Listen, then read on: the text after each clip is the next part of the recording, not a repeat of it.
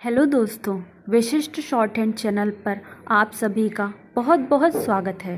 Please channel को like, subscribe और share करें ताकि नई नई डिक्टेशन आप सभी तक जल्दी जल्दी पहुंच सकें और जल्दी से जल्दी आप सिलेक्शन पा सकें।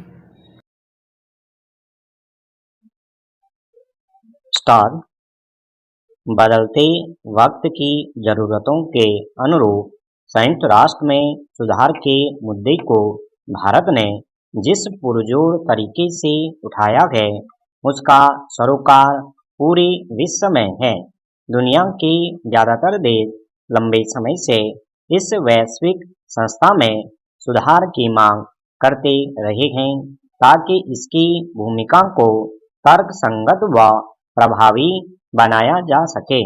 संयुक्त राष्ट्र के 75 साल पूरे होने के मौके पर महासभा की एक बैठक को वीडियो कॉन्फ्रेंसिंग के जरिए संबोधित करते हुए प्रधानमंत्री नरेंद्र मोदी ने साफ कहा कि आज यह वैश्विक निकाय जिस सबसे बड़े संकट का सामना कर रहा है वह इसकी विश्वसनीयता का है और विश्वसनीयता में यह कमी इसमें उन सुधारों के अभाव का परिणाम है जिनकी लंबे समय से जरूरत महसूस की जा रही है। ऐसे में इस सर्वोच्च वैश्विक निकाय के सदस्य देशों को इस बारे में अब गंभीरता से सोचने की जरूरत है। संयुक्त राष्ट्र की स्थापना के बाद से आज संपूर्ण विश्व पूरी तरह बदल चुका है। महाशक्तियों के मायने बदल गए हैं। कई देश नई सैन्य और आर्थिक ताकत के रूप में उभरे गए। इसलिए इस बदलते अंतर्राष्ट्रीय परिदृश्य में सबसे ज्यादा जरूरत शक्ति के संतुलन की महसूस की जा रही है और यह तभी संभव होगा जब संयुक्त राष्ट्र जैसा वैश्विक निकाय अपनी भूमिका पर खरा उतरेगा। संयुक्त राष्ट्र की स्थापना दूसरी विश्व युद्ध की समाप्ति पर इस मकसद के साथ की गई थी कि आने वाली दुनिया को और ऐसे युद्ध न देखने पड़े। इसलिए दुनिया में शांति स्थापित करने और देशों के बीच विवादों को मिल बैठकर सुलझाने के लिए यह वैश्विक मंच बना था। लेकिन आज हम देख रहे हैं कि दुनिया में मुश्किल हालात पैदा हो गए हैं। मध्य पूर्व और पश्चिम एशिया का संकट किसी से छिपा नहीं है। सीरिया, लेबनान, फिलिस्तीन जैसे संकट बता रहे हैं कि दुनिया के कुछ खास विकसित देशों जिनका कि संयुक्त राष्ट्र में हर तरह से दबदबा है वे इस क्षेत्र को युद्ध के अखाड़े में तब्दील कर डाला है।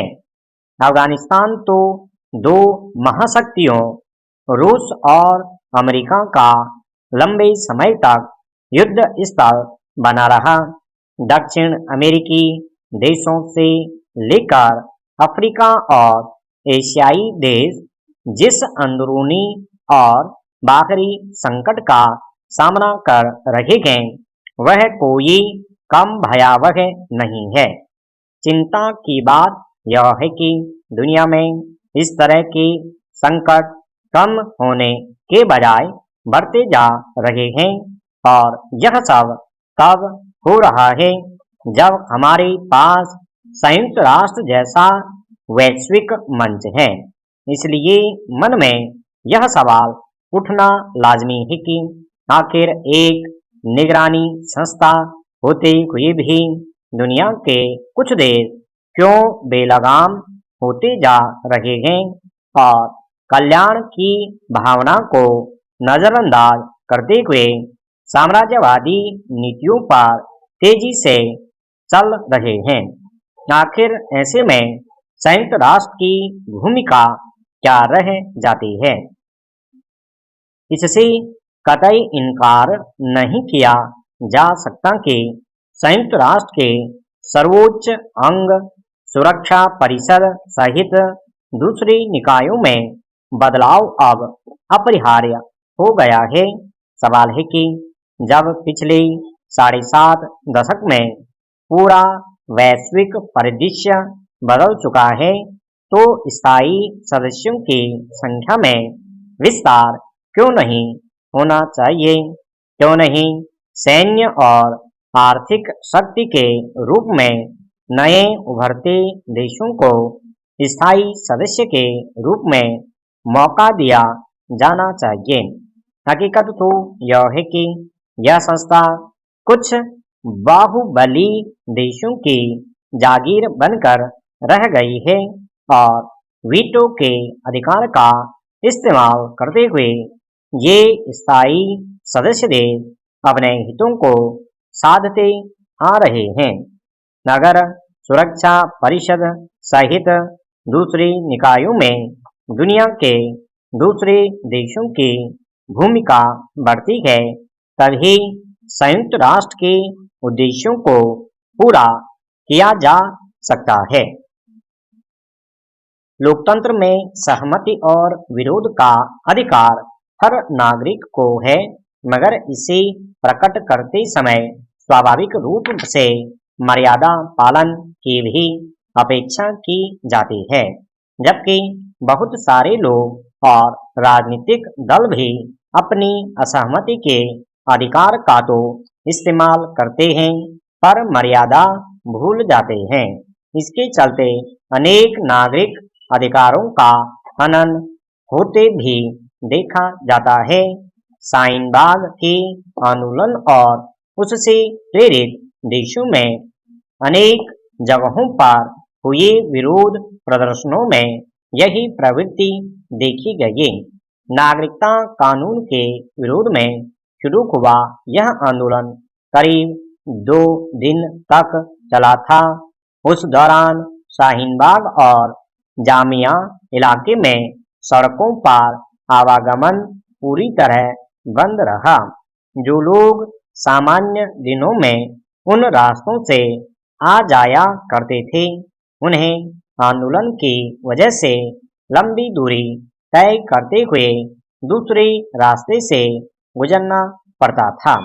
कोरोना महामारी की वजह से केंद्र सरकार ने पूर्णबंदी घोषित की, तब जाकर वह धरना प्रदर्शन खत्म हो सका था, वरना शायद और लंबा खिंचता तथा लोगों को इसी तरह परेशानी उठानी पड़ती। उसे लेकर सर्वोच्च न्यायालय ने कहा है कि कोई भी अदालत या विरोध प्रदर्शन इस तरह नहीं चलाया जाना चाहिए कि उससे दूसरे लोगों को परेशानी उठानी पड़े। आंदोलन और सड़क रोकने के बीच संतुलन होना चाहिए। हालांकि इस मामले में अदालत ने अपना फैसला सुरक्षित रखा है, पर उसकी टिप्पणी ऐसे आंदोलनकारियों के लिए गंभीर नसीहत है। शाहीन-बाग अकेला उदाहरण नहीं है जिसमें सड़कें रोककर अनावश्यक आम लोगों के लिए परेशानी पैदा की गई। अनेक मौकों पर राजनीतिक दल किसी मुद्दे पर बाजार बंद करने तथा राज्य और पूरे देश में बंदी का आह्वान कर देते हैं। उसमें अनेक समर्थक लाठी डंडे लेकर निकलते हैं और जबरदस्ती बाजार और दुकानें बंद करा देते हैं। सड़कों पर वाहनों को नहीं चलने दिया जाता, मगर कोई उनकी बात नहीं मानता तो उनकी दुकान, वाहन आदि में तोड़फोड़ की जाती है। इस तरह जब भी कोई राजनीतिक दल या संगठन किसी आंदोलन, बंद, धरना प्रदर्शन आदि का आह्वान करता है, तो आम नागरिकों में एक प्रकार का भय पैदा हो जाता है। ऐसे विरोध प्रदर्शनों को किसी भी रूप में लोकतांत्रिक नहीं माना जा सकता, जिससे लोगों में भय पैदा हो या लोगों का रोजी रोटी प्रभावित हो, उन्हें आर्थिक नुकसान या अनावश्यक परेशानी उठानी पड़े। इसी के मद्देनजर कोलकाता उच्च न्यायालय ने व्यवस्था दी थी कि अगर किसी आंदोलन की वजह से सार्वजनिक संपत्ति को नुकसान पहुंचता या लोगों को नाहक परेशानी उठानी पड़ती है, तो उसकी भरपाई संबंधित संगठन को करनी पड़ेगी, मगर उससे शायद किसी दल या संगठन ने कोई सबक नहीं लिया।